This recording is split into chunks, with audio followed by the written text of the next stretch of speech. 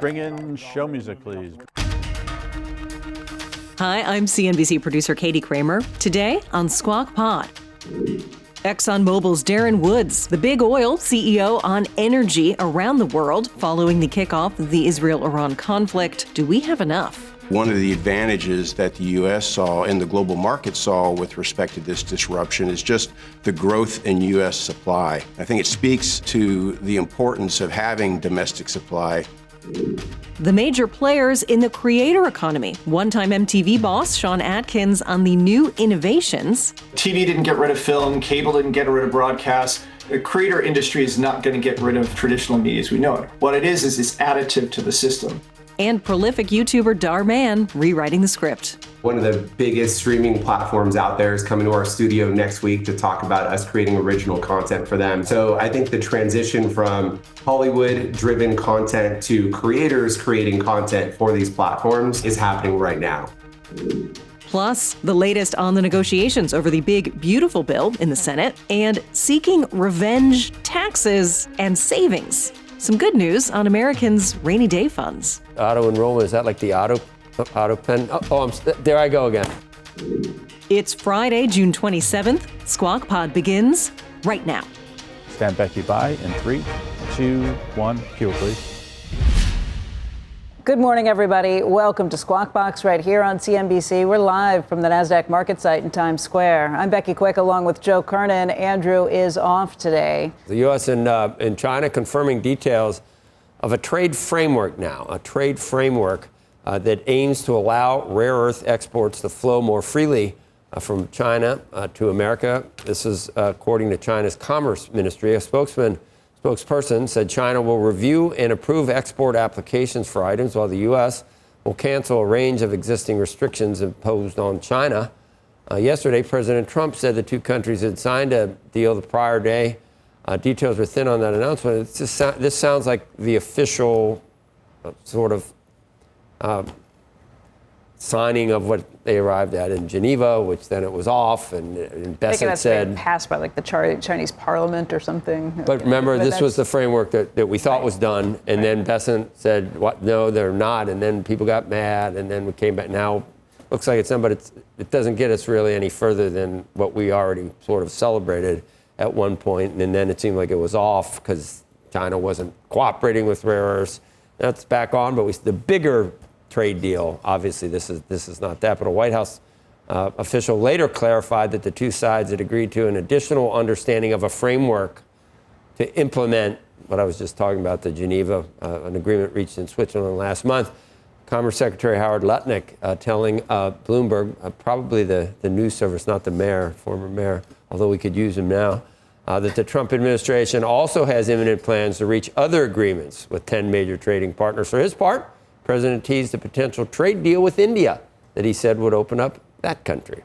In the meantime, the Trump administration signaling that it could extend the dates on which steep tariffs will be reimposed on other countries. The White House press secretary told reporters that the July 8th and 9th deadlines are not critical and that President Trump could choose to extend them. Or, she said, if other countries refuse to do a deal, the president could simply pick a tariff rate that he thinks is advantageous to the United States. And then Treasury Secretary Scott Bessent asking the House and Senate to remove what has turned into a controversial piece of President Trump's tax and spending bill. Some people have called it the revenge tax. It would allow the Treasury Department to hit companies from other countries with a tax if the U.S. determines that those countries are putting unfair tax burdens on U.S. companies. In a series of posts on X, Bessent said that the United States had reached an understanding with other G7 countries and wanted the U.S. House and Senate to get rid of that so-called revenge tax provision in the big bill. However, that tax was supposed to help pay for the president's marquee legislation, so it is unclear what removing it will do to the overall cost of the bill and what other changes might have to be made as a result. It now appears that the Senate may not begin voting on it today. That's something that had been teased earlier in the week, but of course all these questions about what can go into it because they're using reconciliation.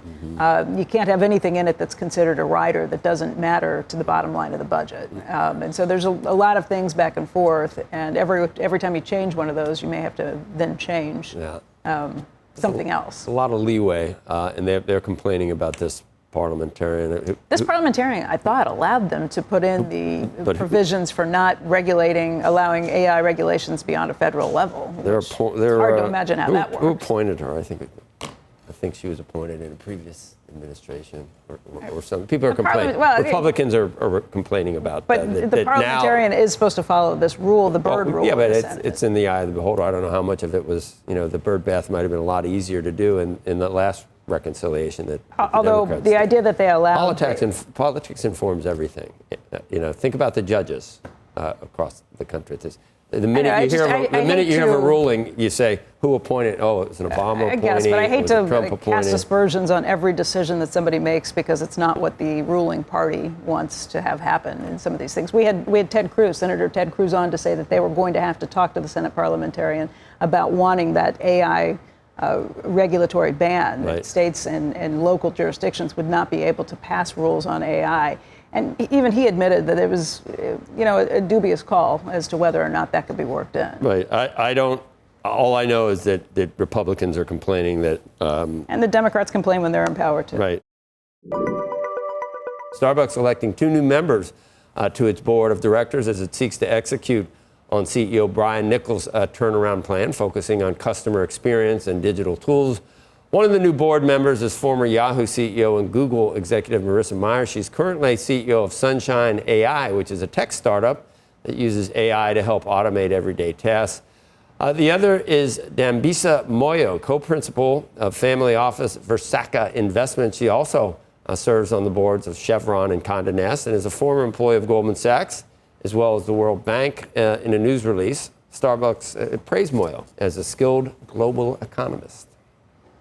So the role of the parliamentary staff is advisory, and the presiding officer of the Senate may overrule the advice of the parliamentarian. But in practice, that's very rare. The most recent example of a vice president as the president of the Senate overruling the parliamentarian was Nelson Rockefeller back in 1975. He was vice president? No, I know. That ruling was extremely controversial to such an extent that the leaders of both parties immediately met and agreed that they did not want this precedent to stand. So the next week, the Senate altered the rule under consideration through a standard procedure.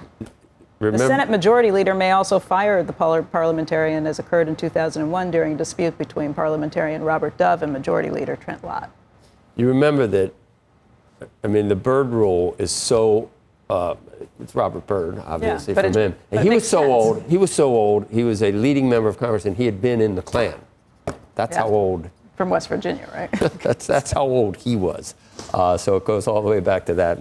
But the reason that they did this is because they didn't want people just sticking, budget bills have to get passed. They didn't want people sticking all kinds of riders full of pork and their own pet projects to have them ride through on something like this. If you're going to use this to force it through the Senate without having to have anything more than a majority, both parties you don't need 60 votes. You just need 50 votes to get it through. Around the filibuster. The whole thing is kind of a scam. And they try to force things, and they have nothing to do with the budget, and both parties do it. Yeah, I'm kind of in favor of the rule sticking. We almost don't have a filibuster, but you can thank Joe Manchin and Kirsten Sinema.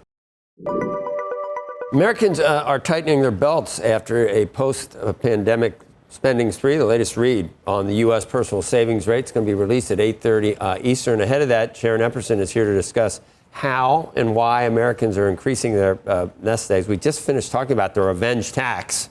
What are you talking about? There's more revenge? There's more revenge. Many Americans are changing their financial habits right now from revenge spending, that trend of splurging after the pandemic, to now moving in the opposite direction. They're revenge saving. That's what some are calling it, as consumers focus more on building their savings.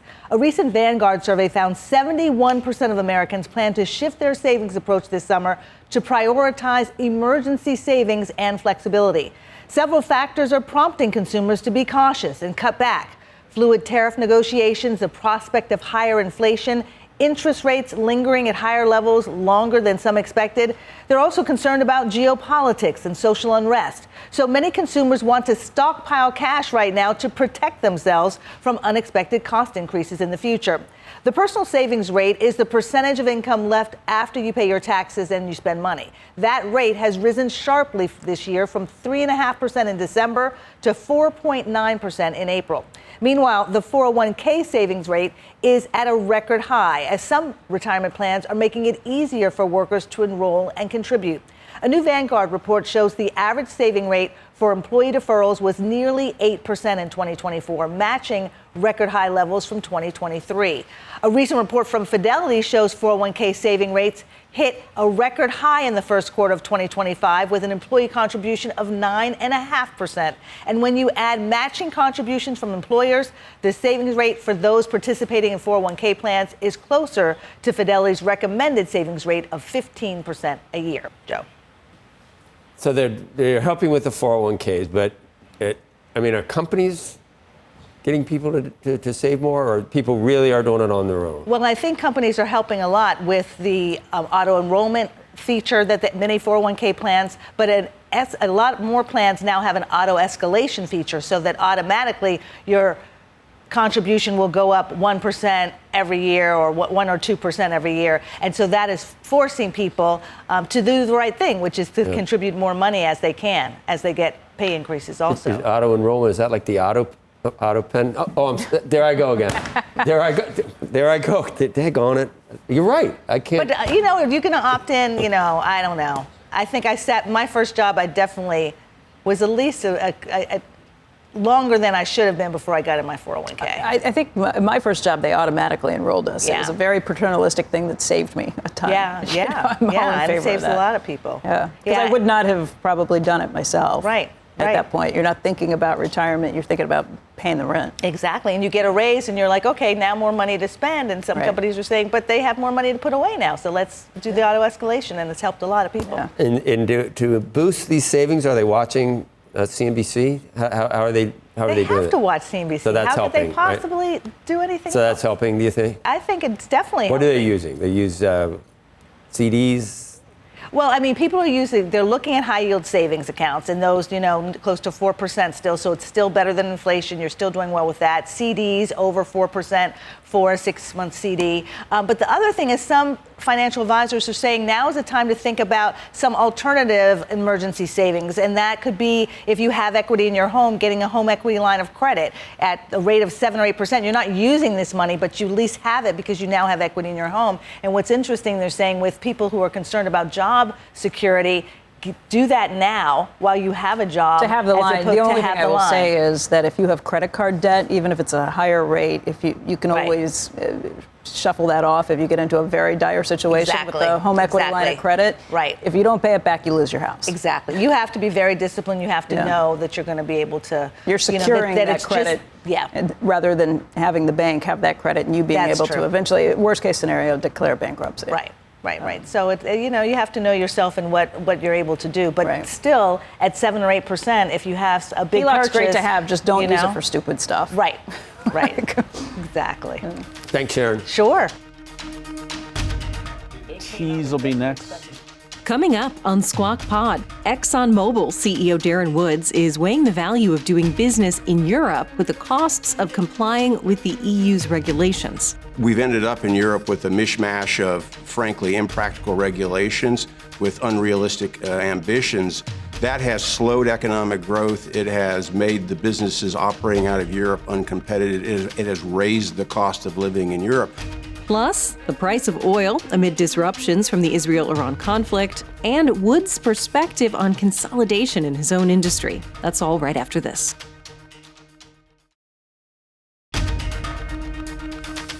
Welcome back to Squawk Pod from CNBC. Here's Becky Quick. Joining us right now for an exclusive interview to discuss all things energy and oil is Darren Woods. He's Exxon Mobil's chairman and CEO. And Darren, I want to thank you for being with us this morning. Good to see you, Becky.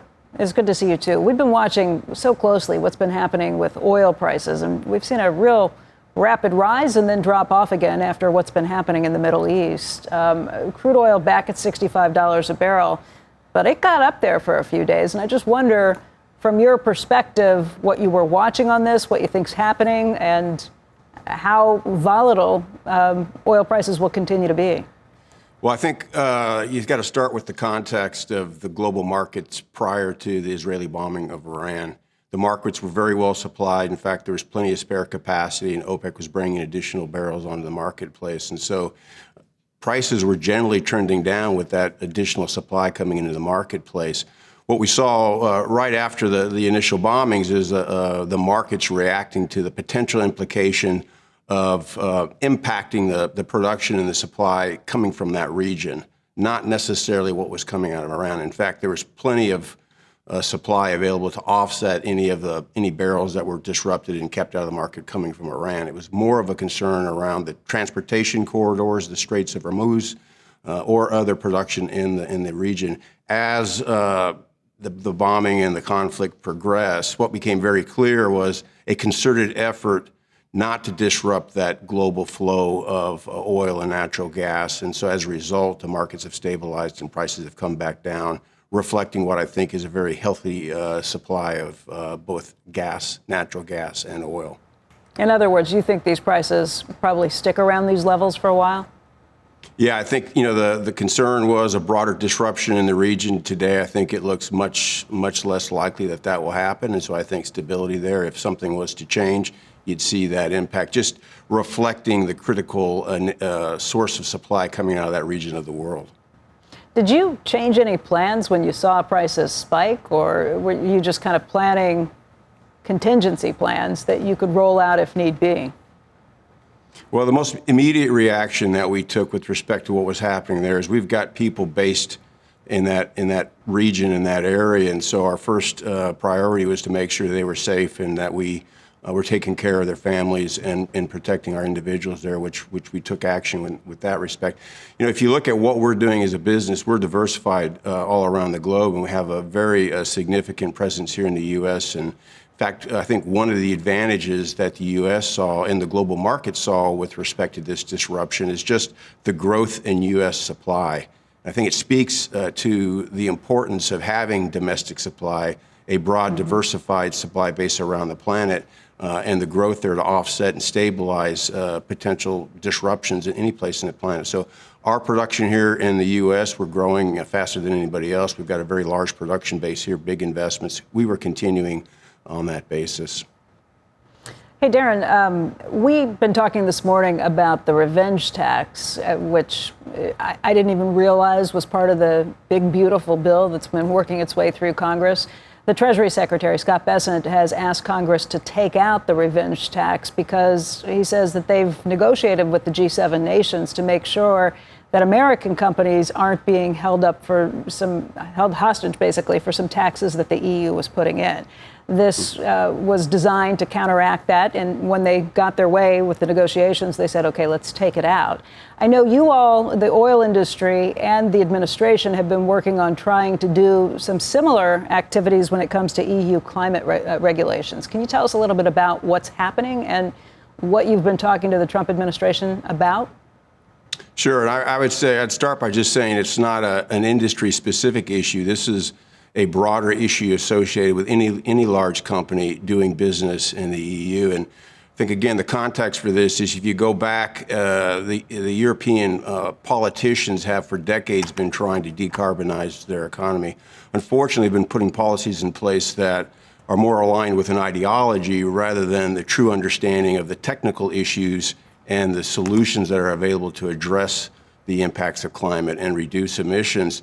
We've ended up in Europe with a mishmash of, frankly, impractical regulations with unrealistic ambitions. That has slowed economic growth. It has made the businesses operating out of Europe uncompetitive. It has raised the cost of living in Europe. I think policymakers are waking up to that issue. Unfortunately, their response is not to fix and revamp the policies that they put in place that aren't working, but instead try to bring the rest of the world down to their level. And so they've passed legislation last year called the Corporate Sustainability Due Diligence Directive, CSDDD, which basically requires any company selling into Europe to meet EU regulations and try to meet, again, their ambitions with respect to climate that, frankly, is not technically practical. So for a company like Exxon Mobil, any other large company selling into Europe as well, you have to shape policies for your entire operations to meet EU regulations. That says for us here in Texas, we have to make our business here in Texas comply with EU regulations. If we don't do that, they can sue us, And the minimum penalty that they put in place is 5% of our global revenues. So it is a rational piece of policy. It's probably some of the worst legislation I've seen passed anywhere in the world. And so we are advocating to the Trump administration to address this as part of their trade policies. We've talked to Congress about putting in blocking legislation. We're frankly trying to help the Europeans save themselves here. Because the alternative would be that you would no longer do business in Europe? And that is exactly the issue, is the exposure and the requirements that puts on a multinational company like ourselves means what's the value of doing business in Europe versus the cost of implementing some impractical, unachievable regulation across our entire operations all over the planet. Qatar Energy out of Qatar has been very vocal in saying they'll stop supplying LNG if that legislation is enacted. And so I think it's a very serious threat to the people of Europe and the economic well-being. It sounds very much like the Digital Services Act, although the idea of it coming back with the 5% tax that they could put on your entire global revenue, but the idea of having to run your entire business anywhere in the world based on what they have said, I guess that's a different and new standard. You've had conversations, I think, directly with President Trump about this? I've talked to President Trump, I've talked to the EU president, and I've been engaged across the political spectrum, really trying to raise the awareness and to point out the fact that EU politicians are basically trying to regulate U.S. companies in the U.S. and frankly, any company around the world who does business in the EU. The other, the irony of this as well, it's not just our emissions that we're producing, but that law requires us to reduce the emissions of our consumers. And so it's a very irrational piece of legislation that frankly is going to do significant damage to the economy and frankly any business who wants to sell into Europe. Darren, this week we heard rumors brought up that the company has shut down, but the idea of a tie-up with Shell buying BP, it kind of points to the consolidation that we've seen in the industry kicked off by you and some of the big deals that you've done as well. Do you think we will see more consolidation in your industry? Yeah, I think I can't speak for other companies, but if you look at what we've been trying to do, the opportunity to consolidate ultimately has to be driven by the ability to create additional value above and beyond what either company can do individually. Our strategy has been to really focus in on what we think are key competitive advantages, strengthen those advantages. One of the chief ones for us we've been very focused on is technology development, making sure that we can bring value to the resources that we're trying to produce.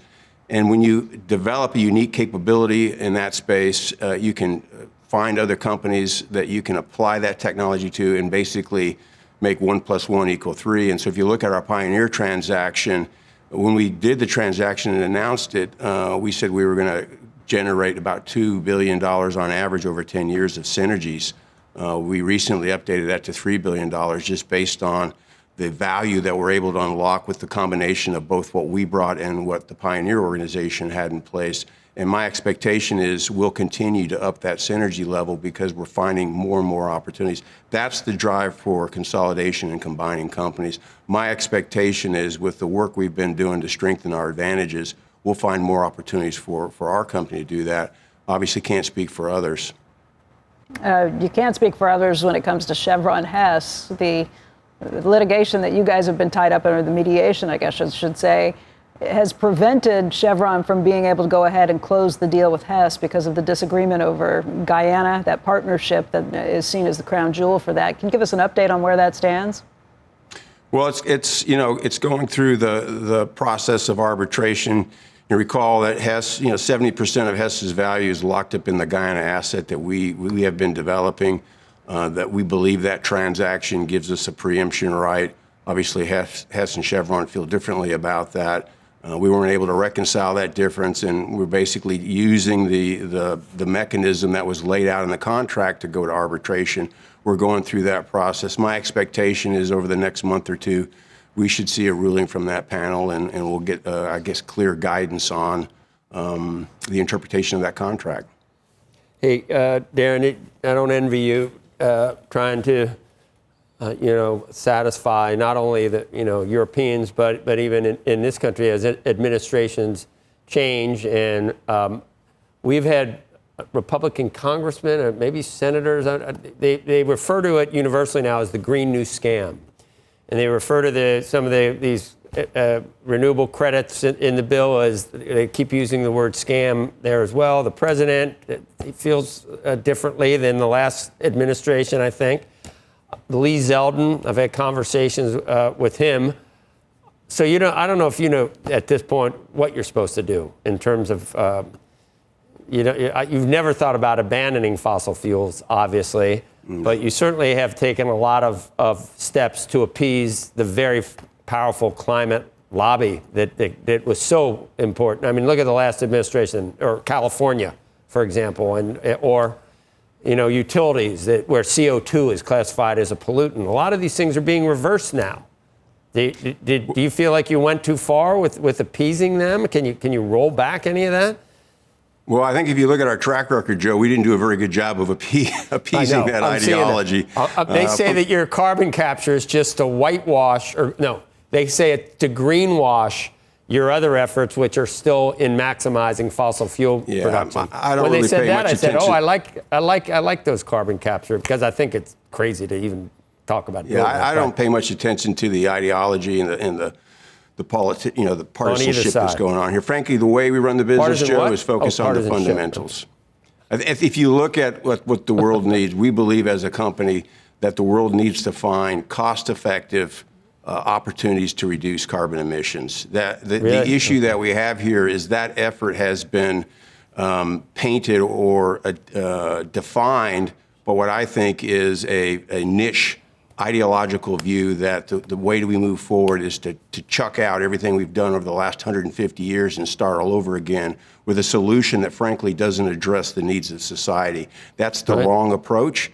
I don't define addressing carbon emissions by that approach. I look at it as an engineer and a company that has a huge technology capability to how do we try to address that need, but do it in a way that doesn't damage economic growth, it doesn't raise people's cost of living. There are lots of opportunities here to get more responsible and reduce emissions at a very low cost that doesn't penalize people, doesn't raise their costs. And we've decided, the politicians have decided not to go down that path, but instead to try to vilify the oil and gas industry. So I don't support that, but I do support thoughtful, constructive ways to start looking at how we can reduce emissions. We took lead out of gasoline. We desulfurized our fuel over time as we realized the impact. Lead's different than than CO2. The whole emission boogeyman idea of CO2. There's terrible stuff in emissions. Obviously, it's not convinced it's CO2. We got to go. Darren, thank you so much for joining us. We appreciate it. Next on Squawk Pod, former MTV president Sean Atkins is heading up a new kind of studio, one for content creators. The creators here can come up with an idea in a matter of days, greenlight it, produce it, and get it in front of their audience. And it's just something that just doesn't happen in the traditional ecosystem. And he's partnered with a top scripted digital creator, Dhar Mann, who's built his career on YouTube and plans to stay there. There is so much opportunity within these platforms themselves that continue to grow. We can launch into new genres. We can go into episodic content. We can go into feature films. But that being said, there's definitely a lot of interest from other platforms. A new era in entertainment right after this.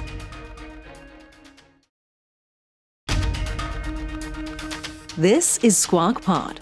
Stand by, Joe. His mic, cue. Watching Squawk Box on CNBC. I'm Joe Kernen along with Becky Andrews off today. Let's focus right now on the creator economy. YouTube creators are building full-scale studios and turning their channels into media businesses, challenging Hollywood's dominance in scripted entertainment. Joining us right now is Dhar Mann. He's the founder of Dhar Mann Studios. He was named #2 on Forbes' top creators list for 2025. He makes short, dramatic videos on YouTube that teach life lessons, often ending with a positive or emotional twist.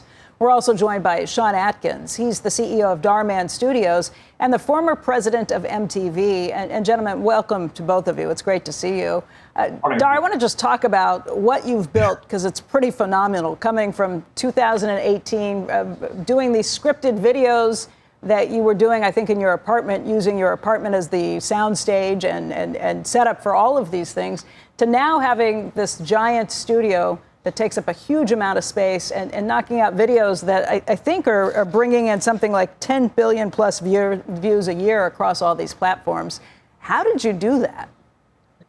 It all started with the simple mission of just helping people that are going through a hard time. I'm somebody who has just gone through different types of hard times in my life, and I wanted to create content that inspires the world, that you can turn your life around and you can accomplish all your dreams, regardless if you've been through different setbacks.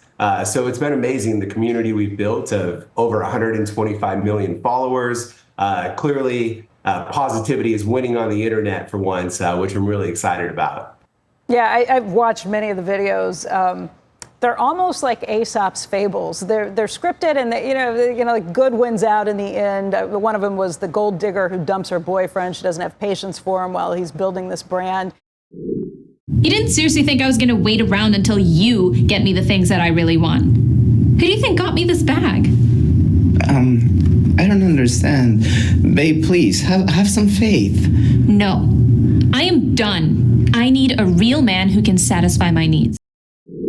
She feels bad about it 5 years later when she's kind of down on her luck and realizes that he's moved on. I mean, there's no subtlety to these things. People really do want that feel-good message, I guess. And where are they most popular?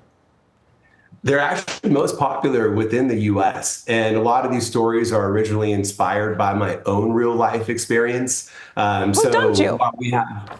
What'd you say? Who dumped you? Was that one inspired? Somebody heard me and I started a whole movement around it. But yeah, I mean, even though we have about a 55% primarily English speaking audience, you can imagine with 10 billion annual views, we have a pretty global viewership as well. That one, the gold digger video that I mentioned, that was self-inspired? That was self-inspired. I got to make sure my wife is not listening right now, but yeah, I know that. I mean, no, that was great. You talked about how, I mean, if it was really followed the story in it, the guy gets the really nice good girl in the end. And I guess that's what happened there. I mean, that is something. I didn't realize that was inspired by real life. Sean, why don't you talk about where the studio started, where you think it's headed at this point, because you're brought in to bridge that gap between what's happening in digital and traditional media. Yeah, the exciting thing is that this actually reminds me in my own career of how the reality business and the cable business both exploded from the traditional businesses. And so you have these entrepreneurs such as Dhar, who've built these incredible businesses direct to their audiences. And so they've gone from building it in their homes, in their apartments, to all of a sudden what we have today is we have a 100,000 square foot facility with about 200 employees. We cast about 1,500 actors on an annual basis. And we get about, as you sort of said, 1 billion views per month and have over 145 million followers across platforms. And the exciting thing that's different for these creators versus the traditional system is that the creators here can come up with an idea in a matter of days, greenlight it, produce it, and get it in front of their audience. And it's just something that just doesn't happen in the traditional ecosystem. So, Sean, what does that mean for Hollywood and broadcast television? What's the threat that it poses, I guess? I'm always an optimist, or I wouldn't be in the industry that I've been for this long. Is like everything ultimately is additive, right? Like TV didn't get rid of film, cable didn't get rid of broadcast. The creator industry is not going to get rid of traditional media as we know it. What it is it's additive to the system. And so this is a part of the system that allows entrepreneurs at very low economic point, as long as they want to take a multi-year risk, such as Dhar and Laura did in founding a company, to build content that they own the intellectual property of, and then they are the distribution, the intellectual and the monetization of it. And that's the difference between the traditional gatekeeper model, where you have to go through somebody, spend several years hoping that they make your content, and then ultimately that gatekeeper owns your IP. Hey, Dhar, I have to admit, the videos are entertaining. I think most of them are below 10 minutes. Am I right on that? They're actually TV-length episodes, so everything is 22 minutes to 25, yeah. And we've even put out feature films before. So do you think that this is something that translates beyond YouTube? Could you get some of those stories picked up in other areas? Because the production's getting better with it, but there is, where's your next target? You do YouTube, you conquer YouTube, and now what? A lot of people think that there needs to be a next step. Sean, in one of our very first hands-on, said, I'm going to be honest, we're going to spend 0% of time thinking beyond YouTube, just in the sense that there is so much opportunity within these platforms themselves that continue to grow. We can launch into new genres. We can go into episodic content. We can go into feature films. But that being said, there's definitely a lot of interest from other platforms. We actually just signed our first deal with Samsung not too long ago. One of the biggest streaming platforms out there is coming to our studio next week to talk about us creating original content for them. So I think the transition from Hollywood-driven content to creators creating content for these platforms is happening right now. Dhar, I would guess that part of the appeal to you is what Sean was just talking about. You don't have to go through this creative process where other people sign off on things. Would you ever want to be in a position where maybe you would have a feature film or one of those other things if you had to give up some of your control over the creative process? You know, we're very collaborative. I think the industry used to approach creators more so in a way that they were going to tell creators exactly how to create content. But now I think the industry is recognizing that creators clearly have some sort of special magic about their creative process. They've been able to build audiences of tens of millions or hundreds of millions of subscribers. They're able to get billions of views on their content, such as ourselves. And so more and more, I'm seeing streamers and major studios wanting to tap the creativity of creators and not mess that up. So yes, I'm very collaborative, maybe more so than even traditional YouTubers are. But at the same time, I think there's a certain magic in what we do that we definitely don't want to lose, because that's what our whole community is built upon. I mean, I get at it because Mr. Beast, there's always talk. He's number one, you're number two on this Fortune list. There's always talk about bringing in people to act as investors as part of this, the idea of eventually doing something more, maybe even going public. Would you bring investors in? And is that a plan? Do you need more money to scale bigger? So the good news about us, we're very profitable. We don't need the money. That being said, we are having conversations, you can imagine, because of where we sit in the market and our unique position with investors in terms of looking at what we think the next opportunity is if we wanted to take on capital. Okay, very interesting.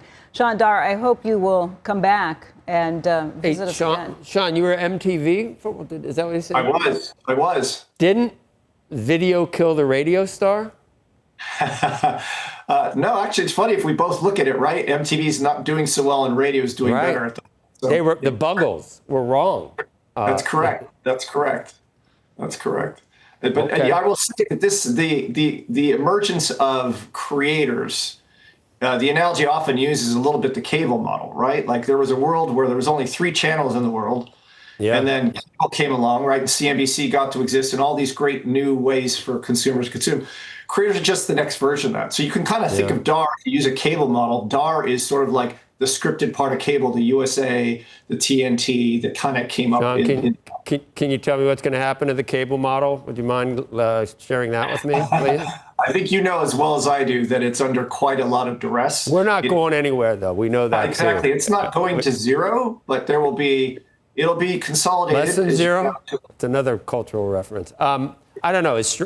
Streaming doesn't seem like the end all be all. It's still mostly cable that people are watching. So, like I said, I'm an optimist. It's never going to be. Everyone has a tendency to go, this is going to destroy that, and the answer is always a hybrid of the two. Because like Dhar proved, it's content anyway. It doesn't matter the pipes or where it's coming from. It's the content anyway. You know what? I would even say when the consolidation of cable happens, it'll get back to its original value proposition, which is a good price for great content. Good. I would even say content is king. I just made that up. Content is king? That was a good one. I'm going to quote you on that. Maybe you should. Quote me on that. Yeah. I just made that up. That is Squawk Pod for today and for the week. Happy Friday, everybody. Thanks for listening. Thanks for sticking with us. Squawk Box is hosted by Joe Kernen, Becky Quick, and Andrew Ross Sorkin. Tune in weekday mornings on CNBC at 6 Eastern to get the smartest takes and analysis from our TV show right into your ears. Please follow Squawk Pod wherever you get your podcasts. We'll meet you right back here on Monday. Have a great weekend. We are clear. Thanks, guys.